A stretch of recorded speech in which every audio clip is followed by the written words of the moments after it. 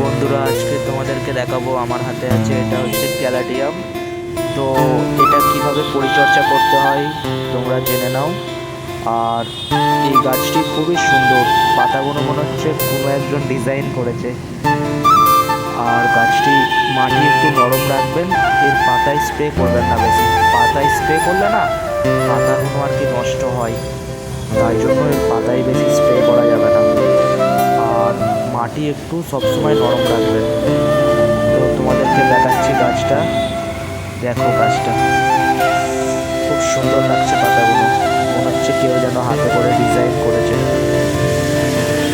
তো আমাদের প্রাকৃতিক এত সুন্দর রূপ তা দেখে খুব অবাক হয়ে যায়, কি সুন্দর লাগছে পাতাগুলো।